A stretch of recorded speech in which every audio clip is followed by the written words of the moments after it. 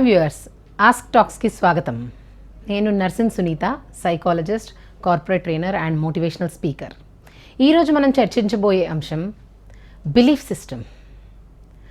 మన మీద మనకు ఏ రకంగా నమ్మకం ఏర్పరచుకోవాలి. చిన్నప్పటి నుంచి మనం ఎన్నో విషయాలు విని పెరుగుతూ ఉంటాము. అవన్నీ మన నమ్మకాలు అయిపోతూ ఉంటాయి. 3 రకాల మైండ్ అంటాం: కాన్షియస్, సబ్ కాన్షియస్, అన్కాన్షియస్. మనం విన్నది, చూసింది, తెలుసుకున్నది ఏ రకంగా మనం ఇంటర్ప్రెట్ చేసుకుంటాము, ఏ రకంగా దాన్ని మనం యాక్సెప్ట్ చేస్తాము, ఏ రకంగా అది నమ్మి దాన్ని ఒక స్ట్రెంగ్త్ లాగా మలుచుకుంటాము, దాన్ని బట్టే మన యాక్షన్స్ అనేది మారుతూ ఉంటాయి. మన బిలీఫ్ సిస్టమ్ ఏదైతే ఉందో అవన్నీ సరిగ్గా ఉన్నాయా ఎప్పుడు చెక్ చేసుకోవాలి. చిన్నప్పటి నుంచి కొన్ని అనుకోని విషయాల్లో స్ట్రాంగ్ బిలీఫ్స్ ఏర్పడుతూ ఉంటాయి. అవే పెసిమిజంలోకి దారితీస్తూ ఉంటాయి. సో అవన్నిటినీ కూడా పారద్రోలేసి ఆప్టిమిస్టిక్గా ఏ రకంగా మారాలి, స్ట్రాంగ్ బిలీఫ్ సిస్టమ్, కొత్త బిలీఫ్ సిస్టమ్ని ఎలా నిర్మించుకోవాలి. చాలా విషయాలు వింటూ ఉంటాము. ఏదైనా నల్ల పిల్లి వెళ్ళింది అంటే అది అపశకునమని, పాలు విరిగిపోయాయన్నా, పొంగిపోయాయన్నా. సో కొన్ని సందర్భాల్లో అది పాజిటివ్గా తీసుకొని, కొన్ని సందర్భాల్లో నెగిటివ్గా తీసుకుంటారు కొంతమంది. ఎవరైనా ఎక్కడికైనా వెళ్తున్నావు ఏంటి అని అడగగానే ఆ పని జరగదని, ఇలాంటి ఎన్నో రాంగ్ బిలీఫ్స్లో ఫిక్స్ అయిపోయి రిజిడ్గా ఉండిపోతూ ఉంటాం. అది కరెక్టేనా, ఊరికే అపోహల్లో నేను బ్రతుకుతున్నానా అని చెక్ చేసుకుంటూ ఉండాలి. స్ట్రాంగ్ విల్ పవర్, ఆ బిలీఫ్ సిస్టమ్ ఉన్న వ్యక్తులు ఎంతోమంది. Great Mahatma Gandhi, mother Teresa, Mandela. ఈ మధ్యకాలంలో ఎంతోమందిని వింటూ వచ్చాము. అరుణిమ సిన్హా ఎగ్జాంపుల్ చూస్తే తన బిలీఫ్ సిస్టమ్ ఎంత స్ట్రాంగ్గా ఉండడం వల్ల అచీవ్ అయింది, తను అనుకున్న లక్ష్యాన్ని చేకూరింది. ఆ బిలీఫ్ సిస్టమ్ని కొత్తగా నిర్మించుకోవచ్చు అని అనుకుంది. ఎంతోమంది వికలాంగుల వల్ల ఇది కాదు, చూపు లేకపోతే ఇది అవ్వదు, ఇలాంటి మైండ్ బైండర్స్ పెట్టుకుంటూ ఉంటారు. నాకు ఫోన్ నెంబర్స్ అన్నీ గుర్తుండవు, స్నేహితుల పేర్లు అంతమందిని గుర్తుంచుకోలేను, రూట్స్ అన్నీ గుర్తుండవు, ఇలాంటి ఎన్నో ఫిక్సేషన్స్తో మనం ఉంటూ ఉంటాము. ఆ బిలీఫ్ సిస్టమ్ని కనుక మార్చుకుంటే మనం ఏదైనా సాధించగలుగుతాం. The belief system it can make you or break you అంటారు. అంటే మనం నిర్మించగలదు, కన్స్ట్రక్టివ్గాను పనిచేయగలదు, డిస్ట్రక్టివ్గాను నెగిటివ్ వైపుకు కూడా పనిచేస్తుంది. నా వల్ల ఏది కాదు, నేను చేయలేను, ఇది నా కోసం జరిగింది కాదు, నేను దీనికి సూట్ అవ్వను అనుకుంటే ఏది చేయలేము. అదే ప్రతిదీ కూడా నేను సాధిస్తాను, నేను చేయగలను అని మనలో మనం స్ఫూర్తి నింపుకుంటే ఏదైనా సాధించగలుగుతాం. ఆ బిలీఫ్ సిస్టమ్ని మనం ఏర్పరచుకోవాలి. కొంతమంది గత అనుభవాల వల్ల అలాంటి బిలీఫ్ సిస్టమ్ ఏర్పడుతూ ఉంటుంది. అయ్యో, ఆ రోజున నేను టపాకాయలు పేలుస్తుంటే నాకు అపాయం జరగబోయేది, అమ్మో ఇంకెప్పుడు వాటి జోలికి వెళ్ళొద్దు, నేను వెహికల్ నడిపిస్తూ ఉంటే నాకు ఇబ్బంది అయింది, చిన్న దెబ్బ తగిలింది, అందుకని ఇంకెప్పుడు వెహికల్ జోలికి వెళ్ళకూడదు.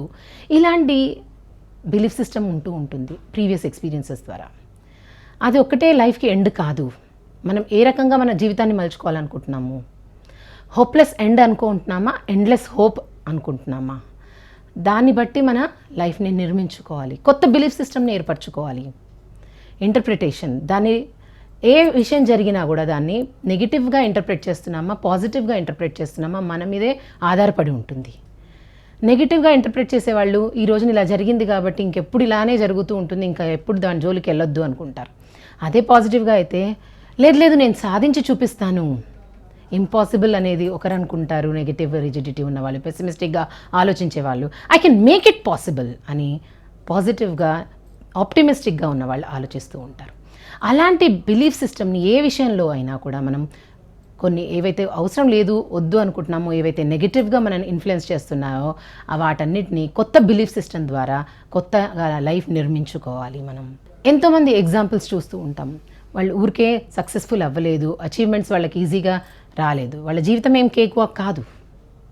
వాళ్ళు తెలుసుకొని ఇబ్బందులు పడి మళ్ళీ పునర్నిర్మించుకున్నారు వాళ్ళ జీవితాన్ని. So relearn, reinforce, take the rebirth అంటాం. ఏదైనా ప్రాసెస్ తప్పని తెలిసింది, మళ్ళీ కొత్త ప్రాసెస్ని కనుక్కోవాలి. ఏ రకంగా వెళ్తే నేను లక్ష్యం వైపుకి చేరుకుంటాను, నేను అనుకున్న ఆశయాలను సాధిస్తాను అని గమనించుకోవాలి, కరెక్ట్ చేసుకొని కొత్త బిలీఫ్ సిస్టమ్ని విశ్వసించే మన మీద మనకు విశ్వాసాన్ని పెంచుకుంటే ఏదైనా సాధించగలుగుతాం. ఆ కొత్త బిలీఫ్ సిస్టమ్ని ఏర్పరచుకోవాలి. ఆ బిలీఫ్ మ్యాట్రిక్స్ అంటూ ఉంటాం. ఐ క్యాన్, ఐ విల్ అనేది ఎప్పుడు కూడా ఆ పదాలని గుర్తుంచుకోవాలి, స్మరించుకోవాలి. మనం పాజిటివ్ అఫర్మేషన్స్ ఎప్పుడు ఇచ్చుకున్నప్పుడు it can make me grow better and better in my life అనుకున్నప్పుడు నేను చేయగలుగుతాను, సాధిస్తాను, నేను ప్రతిరోజు నిత్యం ఎదుగుతూ ఉన్నాను, ఇంకా నా జీవితం బాగుంటుంది, కాన్ఫిడెంట్గా పాజిటివ్ ఎనర్జీతో నింపుకుంటూ ఉండాలి. అప్పుడు మన బిలీఫ్ సిస్టమ్ ఎన్హాన్స్ అవుతుంది, ఎలేట్ అవుతాము. ఎప్పుడైతే మనము ఇవన్నీ కుదరవు, నేను కృంగిపోతున్నాను, నా వల్ల అవ్వట్లేదు, ఏది చేసినా ఫెయిల్యూర్ ఎదురవుతుంది అనుకుంటూ ఉన్నాము, అప్పుడు ఏది చేయలేము.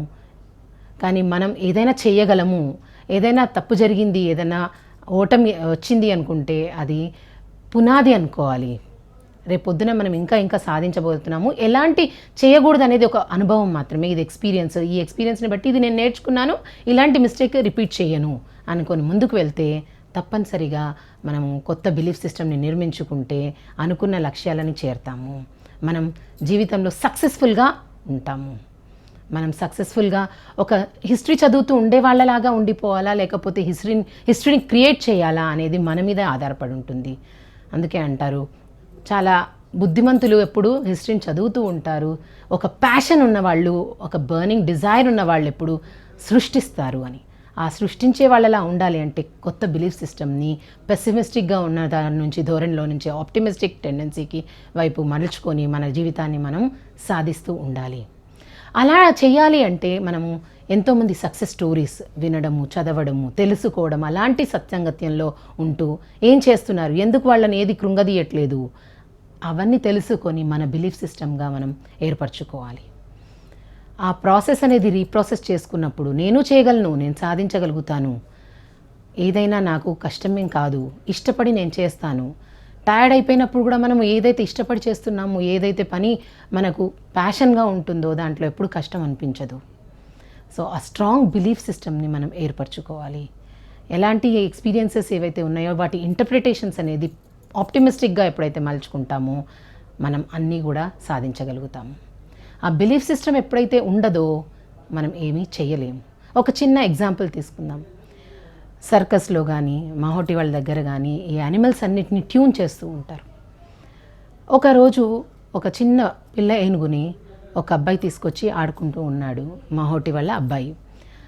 దానికి అది అటు ఇటు పరుగులు తీస్తోంది, నేను స్పెండ్ చేయలేకపోతున్నాను అనగానే వాళ్ళ నాన్నగారు ఒక ఇనుప గొలుసుతో దాన్ని ఒక చువకి కట్టేస్తాడు, ఒక పోల్కి కట్టేస్తాడు అనమాట.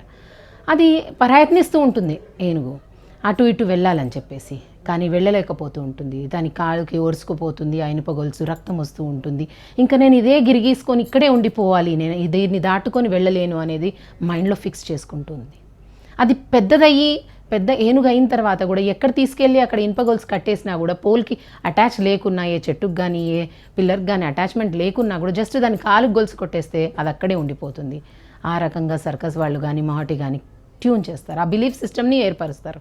అది అంత పెద్దదైనప్పుడు అది తీసుకోవడం చాలా చిన్న విషయం, కానీ అది అదే బిలీఫ్ సిస్టంలో ఉండిపోవడం వల్ల దాని పొటెన్షియల్, ఎనామస్ పొటెన్షియల్ ఏదైతే ఉంటుందో అది యూజ్ చేసుకోలేకపోతుంది. అలానే ప్రతి ఒక్క వ్యక్తి కూడా ఒక లిమిటేషన్స్, ఆ స్పియర్లో ఉండిపోతాను, నాకు ఇది అవ్వదు, ఇది సాధించలేను అనేసి లిమిటెడ్ పొటెన్షియల్లోకి గిరిగీసుకొని ఉండిపోతారు.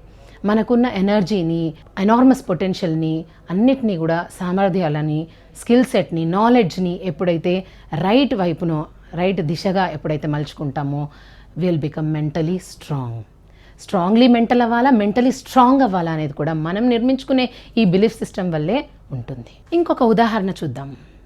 డాక్టర్లు కూడా వెళ్ళినప్పుడు ఏదైనా ఇబ్బందులు ఉన్నాయి అన్నప్పుడు కొంతమంది వాళ్ళకు ట్యాబ్లెట్స్ ఇస్తారు. ఇది వేరే కంట్రీ నుంచి తెప్పించాం, ఇది కొత్త మాలిక్యూల్ అండి, ఇది వేసుకుంటే మీ ఇబ్బందులు ఇదైపోతాయి అనేసి. దీన్ని ప్లాసిబో ఎఫెక్ట్ అని అంటూ ఉంటారు. అంటే అది తీసుకోగానే మనకు లేని ఎనర్జీ వచ్చినట్టుగా ఫీల్ అవుతూ ఉంటాము. అంటే ఆ బిలీఫ్ సిస్టమ్ని మనలో ఇంబైబ్ చేస్తున్నారు డాక్టర్స్. మీరు ట్యాబ్లెట్ వాడుతున్నందుకు గాను కొత్త ఎనర్జీ వచ్చింది, మీరు ఎలా ఇబ్బందులు ఉండవు, మీరంతా హెల్దీగా అయిపోతారు అనేసి. అవి కొన్ని క్యాప్సూల్స్ ఊరికే ప్లాసిబో ఎఫెక్ట్ కోసము ఎంటీవీ ఇస్తూ ఉంటారు. అందులో మామూలు విషయం ఉంటుంది, స్పెషల్ మాలిక్యూల్ ఏముండదు, అయినా కూడా అది పాజిటివ్గా వర్క్ చేస్తుంటుంది. ఎందుకంటే అది నమ్మాము, డాక్టర్ ఇచ్చారు కాబట్టి మనకు అది హెల్త్ని ఇస్తుంది అని. ఆ బిలీఫ్ సిస్టమే మనకు పునాది అవుతుంది ప్రగతికి. సో ఆ రకంగా మన లైఫ్లో గ్రోత్ డెవలప్మెంట్ అవ్వాలి అంటే మనము స్ట్రాంగ్ బిలీఫ్ సిస్టమ్ని ఏర్పరచుకోవాలి, పాజిటివ్ బిలీఫ్ సిస్టమ్ని ఏర్పరచుకోవాలి. ఎప్పుడు కూడా I can make it possible, this is I'm made to, I have taken birth to prove, yes to succeed, to achieve అని ఎప్పుడు పాజిటివ్ అఫర్మేషన్స్ ఇచ్చుకుంటుంటే అది మన మైండ్లో డ్రిల్ అయిపోయి అన్నీ కూడా కాన్షియస్, సబ్ కాన్షియస్, అన్కాన్షియస్ మైండ్లో అవే కంటిన్యూ అవుతూ ఆ దిశగా మనం వెళ్తాము, మనం అనుకున్న అన్నీ కూడా సాధించగలుగుతాము. సో పెసిమిస్టిక్ ధోరణి నుంచి, అలా మాట్లాడే వ్యక్తుల నుంచి, అలాంటి అట్మాస్ఫియర్ ఎన్వైరన్మెంట్ని దూరంగా చేస్తూ చక్కటి మంచి బిలీఫ్ సిస్టమ్ని నిర్మించుకుంటూ ముందుకు సాగుతూ ఉండిపోవాలి.